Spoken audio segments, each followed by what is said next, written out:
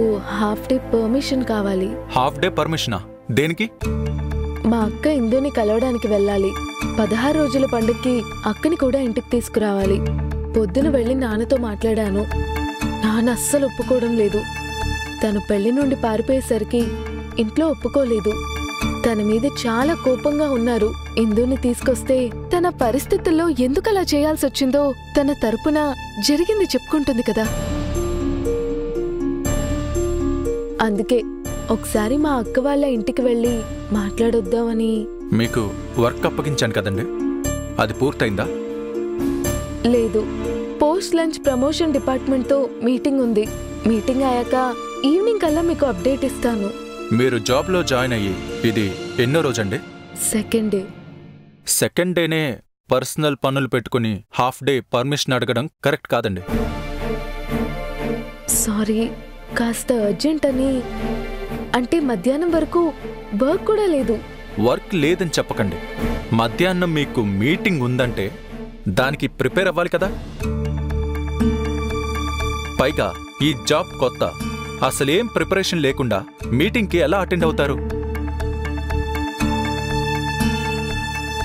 తప్పు కదండి. ప్రొఫెషనల్గా ఉండాలి, జాబ్ని సీరియస్గా తీసుకోవాలి. అవును, మీరేం చేస్తున్నారు ఇక్కడ? మీ కాఫీ తెచ్చాను. లోపలికి వచ్చే ముందు పర్మిషన్ అడిగారా? అంటే అది డిసిప్లిన్ ఇంపార్టెంట్. ఏ పని చేసినా అందులో డిసిప్లిన్ ఉండాలి, పంక్చువాలిటీ ఉండాలి.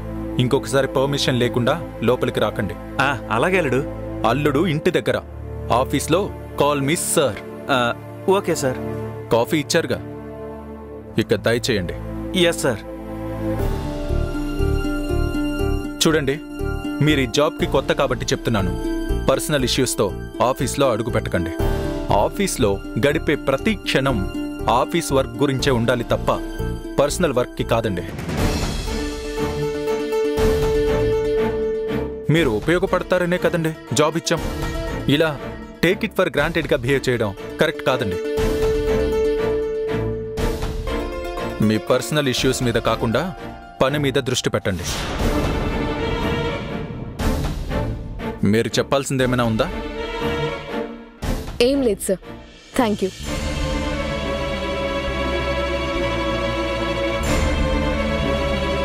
మనుషుల్ని గాయపరచాలంటే మీకు ఆయుధాలు అక్కర్లేదండి. మాటలతోనే కుళ్ళబొడిచి చంపేస్తారు. మేడం హర్ట్ అయ్యేలా అలా మాట్లాడతారా మీరు? ఇందులో హర్ట్ అవ్వడానికి ఏముందిరా? ప్రొఫెషనల్గా మాట్లాడాను. ప్రొఫెషనల్గా మాట్లాడడం కాదు, ప్రొఫెషనల్ కిల్లర్గా మాట్లాడారు. మేడం పర్సనల్ స్పేస్ తీసుకుని మాట్లాడితే మీరు ప్రొఫెషనల్గా దెప్పిపొడిచి మాట్లాడతారా? నేనేం దెప్పిపొడిచి మాట్లాడలేదు. ఆఫీస్లో ఎలా నడుచుకోవాలో, పనిని ఎంత సీరియస్గా తీసుకోవాలో అని చెప్పాను. చాలండి మీ నాటకాలు. మీ భయం నాకు తెలుసు.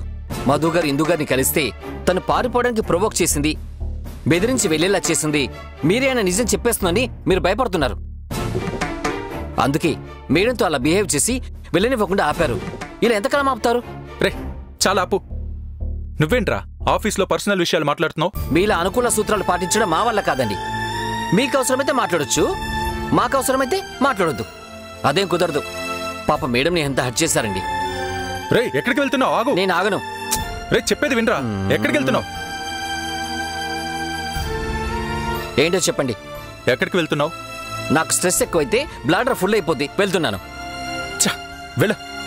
నీ వల్లే అంతా.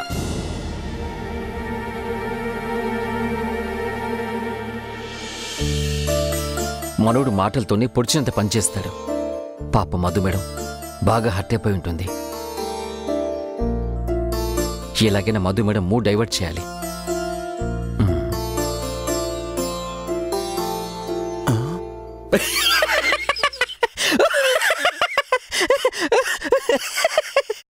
మేడం, ఈ జోక్ విన్నారా? చీమ ఏనుగు దాగుడుమూతలాడుతున్నాయంట. చీమ ఎట్టి పరిస్థితుల్లో దొరకకూడదని ఒక గుళ్ళోకెళ్ళి దాక్కుందంట. అంత చిన్న చీమని ఏనుగు చాలా సులభంగా పట్టేసింది. ఎలాగంటారు? నాకు తెలుసు మీరు చెప్పలేరని. చీమ గుడికెళ్లే ముందు బయట చెప్పులు వదిలేసి వెళ్ళిందట.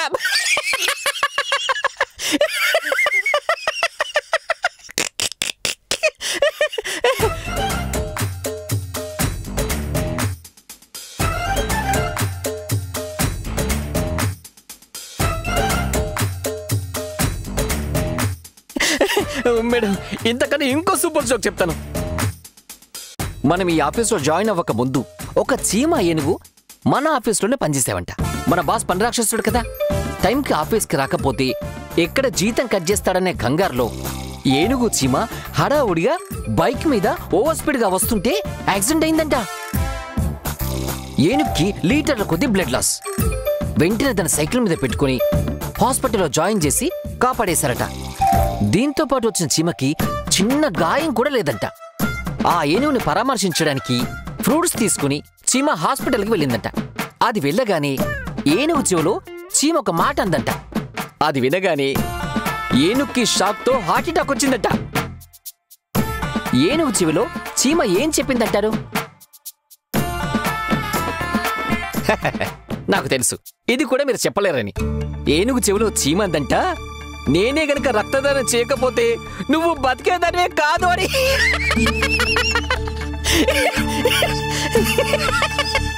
అన్నయ్య, మీరు నా మీద చూపిస్తున్న కేరింగ్ కి కన్సర్న్ కి చాలా థ్యాంక్స్. ఐఎమ్ ఓకే, మీరు వెళ్ళండి. తర్వాత ఆఫీస్ టైంలో కబుర్లు ఏంటని సీఈఓ గారు కోపడతారేమో. ఆయన మాటలేం పట్టించుకోకండి మేడం, అవన్నీ ఒట్టి తాటాకు చప్పుళ్ళు, ఊరికే సౌండ్ చేస్తారు అంతే.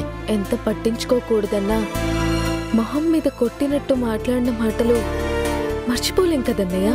ఆయన మాటలంతా సీరియస్గా తీసుకోకండి మేడం, పని విషయంలో ఆయన అంతే. మీతోనే కాదు మిగిలిన స్టాఫ్తోనూ అలాగే అగ్రెసివ్గా సీరియస్గానే ఉంటారు. నన్నైతే కొట్టినంత పనిచేస్తారు. అంతెందుకు మేడం, ఒక్కోసారి అయితే పెద్ద బాస్ మీద కూడా సీరియస్ అయిపోతుంటారు. పనిలో ఉన్నప్పుడు అటువైపు ఉన్నది ఎవరు అనేది ఆయన దృష్టిలో ఉండదు మేడం. అలా వర్క్ టెన్షన్లో మాట్లాడతారు తప్ప మిమ్మల్ని అనాలని కాదు మేడం. మీరేం పట్టించుకోదు మేడం. పర్లేదులే అన్నయ్య, నాకు అలవాటు లేదు కదా, ఇక నుంచి అలవాటు చేసుకుంటాను. ఒక్క ముక్క వినిపించట్లేదు. వాళ్ళు కనిపించకపోయినా ఈ బాధ ఉండేది కాదు. వాళ్ళు కనిపిస్తున్నారు, కానీ వాళ్ళు ఏం మాట్లాడుకుంటున్నారో మాత్రం తెలియట్లేదు. అసలు ఈ గ్లాస్ డోర్లు ఎవరు కనిపెట్టారో వాళ్ళని అనాలి. మేడం, ఈ విషయంలో మీ మధ్య దూరం పెరగకూడదు.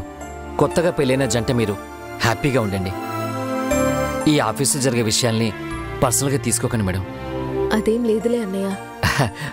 మీరు తీసుకోవడం తెలుసు, అయినా మీరు బాగుండాలని అలా చెప్పాను. కాఫీ ఏమైనా తీసుకుంటారా మేడం? వద్దన్నయ్య. ఒక స్ట్రాంగ్ కాఫీ చెప్తాను, తాగండి మేడం, కొంచెం రిఫ్రెష్ అవుతారు.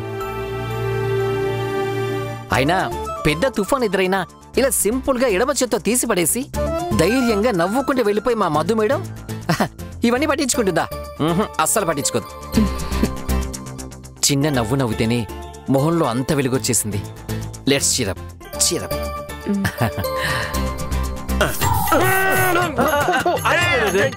అయ్యో, నువ్వేంటి రోధర్ సడన్ గా ఇలా అడ్డం దూరావు? ఏయ్, నన్ను పేరు పెట్టి పిలుస్తావా? పైగా నా మొహం మీద స్ప్రే చేస్తావా? మర్యాదగా క్లీన్ చెయ్యి. కదలకుండా ఉండు రోధర్, నీ మొహం కూడా అద్దంలా తలతలా మెరిసిపోయేలా చేస్తాను. ఏం చేస్తావు నువ్వు? ఇలారా. బుద్ధి జ్ఞానం వద్దా నీకు? అద్దం తుడిచే క్లాత్ తో నా మొహం తుడుస్తావా?